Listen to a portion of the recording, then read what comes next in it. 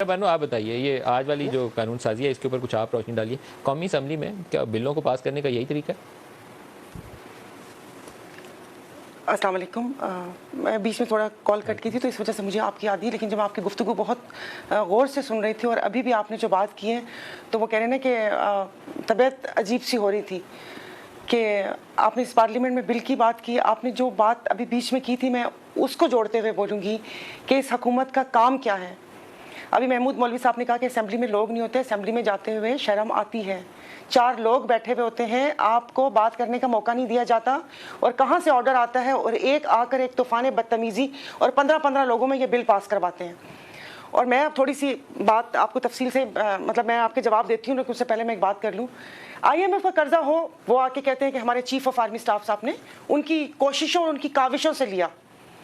Green initiative Pakistan हो, आपने जो क्या कहते हैं फूड सिक्योरिटी, मुझे माफ़ कर दीजिए मैं किसी उस तौहीन की मर्तकब ना हो जाऊँ, यानी कि फूड सिक्योरिटी आपकी जो वज़रा की फ़ौज और आप मरात ले रहे हैं और बड़े बड़े भाषण देते हैं, तुम लोगों ने उठाकर मतलब आप उसको नहीं संभाल सके। अब उसके लिए भी फ़ौज को आना पड़ेगा, भले वो चश्मा बैराज के 3 सोलर प्लांट जो भी मतलब वो है। तो फिर मुझे ये समझ नहीं आ रही हम बैठे क्यों हुए। मैं तो कह रही हूँ कि अपने मसनद पूरी सब चीज़ें आप हवाले करें और आप साइड पर हो जाए। आप ये थोड़ी कोई हाइब्रिड सिस्टम थोड़ी है कि हुकूमत कोई और चला रहा है और आप सिर्फ शक्लें दिखाने के लिए और आप सिर्फ इफ्तिताह और अपने फीते काटने के लिए बैठे हुए। अभी जिस तरह ये आज ये बिल पास हुआ, जाते जाते मुझे नहीं समझ आ रही कि उनको क्या प्रॉब्लम है, क्या उनको पैनिक है, कौन सी डर और खौफ है। जो ये कर रहे हैं ये घूम फिर के इनके पास ही वापस आएगा। एक शख्स का इतना खौफ, एक पार्टी का इतना खौफ, मुझे समझ नहीं आ रही कि ये मुल्क में करना क्या चाह रहे हैं। उस आर्मी एक्ट का आप पूरा तो पढ़ेंगे, कोई ये ना हो जाए तो इस पे ये हो जाएगा, ये हो जाएगा तो उस पे वो हो जाएगा, मुझे समझ नहीं आ रही।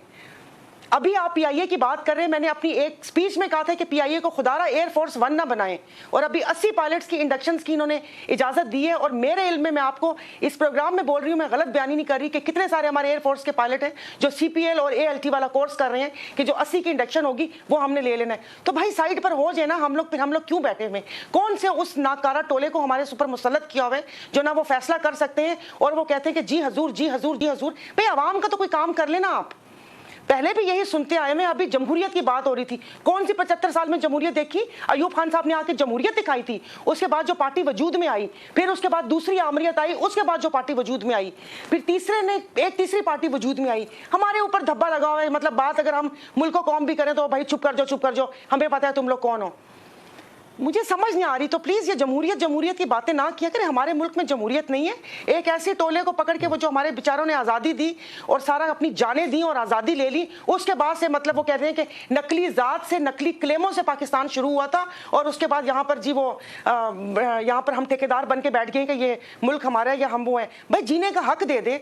सांस ली नहीं जा रही, बिजली के बिल कहाँ चले गए, महंगाई कहाँ चली गई, इनके बिल और ये नहीं हो रहा। भाई खुदा आप, आई एम सॉरी, मैं थोड़ी बहुत जज्बाती हुई हूँ कि मुल्क के जितने भी PDM का टोला बैठा हुआ मुल्क इनके बाप ने कुर्बानी देकर लिया था। जिन्होंने कुर्बानियां दी हैं उनकी कुर्बानियां खुदारा रायगा ना करे, इस मुल्क को पटरी पर चलाने दे। आपके ठेके, आपकी स्मगलिंग, आपकी सारी चीजें यहीं पे रह जाएंगी। जब हम नहीं होंगे तो आप करेंगे किसके ऊपर? बस कर दें, पेट है कि भरता नहीं। आप अभी FWO की बात कर रहे थे कि अभी FW ने नाले साफ किए थे। FW जब ठेके लेती है तो क्या नाले साफ नहीं करेंगी? वो नाले साफ करने का भी तो ठेका ही होगा ना। फ्री में तो किसी ने नाले साफ नहीं किए होंगे। जिनका काम था उन्होंने क्यों नहीं किया? सिंध गवर्नमेंट ने। पता नहीं क्या पूछ रहे थे। एक ब्रेक ले लें पहले। बात केयर टेकर सेटअप आना है और केयर टेकर सेटअप की भी मिसालें हैं। कभी हम मोइन कुरैशी को ला के तजर्बा किया कि इंटरनेशनली एक बंदा लेकर आएंगे, अमेरिका से भी फिट होगा, मल्टीलैटरल एजेंसी से भी फिट होगा, वो हमें मसाइल से निकाल देगा। उसके बाद जो कुछ पाकिस्तान में हुआ वो हमारे सामने है। फिर हमने मुस्तफ़ा जतोई साहब की भी मिसाल देख ली, उसके बाद क्या हुआ, कोई संभला हालात नहीं संभले। फिर हमने सुप्रीम कोर्ट के जज नासरुल मुल्क को भी लगा के देख लिया। फिर क्या उसके बाद खोसो साहब को भी लगा के देख लिया। कुछ फ़र्क पड़ा? मिस्टर ABC आएगा, फ़र्क नहीं पड़ा। तो ये सारा बानो मसाइल हल कैसे होंगे? से वो कहते हैं ना कि इन्नमल अमालु बिन्नियात, अमल का दारोमदार नियतों पर है। किसी की नियत ही सही नहीं है तो आप अच्छाई की हम तवक्को कैसे कर सकते हैं? आजकल तो बस समझियों की लॉटरी निकली हुई है, भले वो KPK के गवर्नर हो या यहाँ पर डार साहब का नाम उड़ा हुआ हो। जब डार साहब का नाम उड़ाकर उनको रखना ही है और सबके मुबहम से इशारे हैं तो फिर केयर टेकर गवर्नमेंट की ज़रूरत क्या है? इसी को आप चला लें। आपने और मैंने क्या कर सकना है? हमने तो कुछ नहीं कर सकना, कुछ कर भी नहीं सकते। हम तो कुफ्र और गद्दारी के फतवे के बीच में पेंडुलम की तरह घूमती हुई कौम है। हम तो कुछ भी नहीं कर सकते, ये इसी को चला लें। इतने वो बिल लेकर आ रहे हैं और उसको निगरान, उसको वो करना है, मजबूत करना है ताकि वो क्या कर सके। क्या हो रहा है पंजाब और KPK में?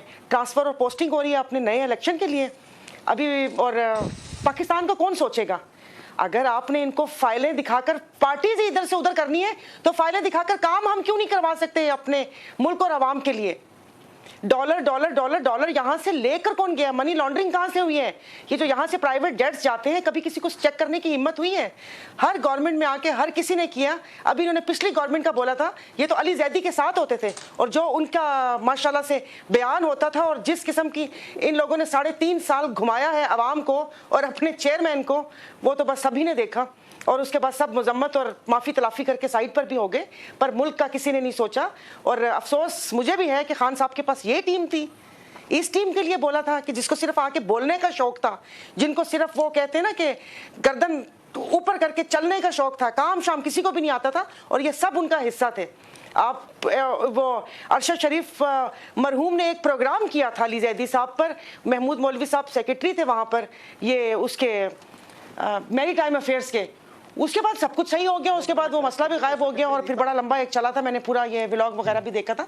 तो मुल्क का कोई नहीं सोचता। अल्लाह उसकी मग़फ़िरत करे और आई होप कि उसके साथ इंसाफ हो। आपने उसका नाम ले दिया है तो यहाँ हमारा एक और साथी जर्नलिस्ट इमरान, तो सायरा बीबी दरख्वास्त करूँगा कि किस दिन पार्लियामान में जर्नलिस्टों के इशू पे भी आप चंद दिन ही रह गए हैं, एक दफ़ा डिबेट कर लें कि अरशद शरीफ के साथ भी इंसाफ कर दें, और इमरान रियाज हाथ जोड़ के दोबारा दरख्वास्त करूंगा कि जिस एजेंसी ने भी उठाया उसको छोड़ दे। ये तरीका दुरुस्त नहीं है। तरीका जो लॉ के साथ चलता है वो तो सही होता है, जो लॉ को तोड़ के किया जाए वो कभी मुल्कों को, मुआशरों को मजबूत नहीं करता, उनको तकसीम करता है। ब्रेक ले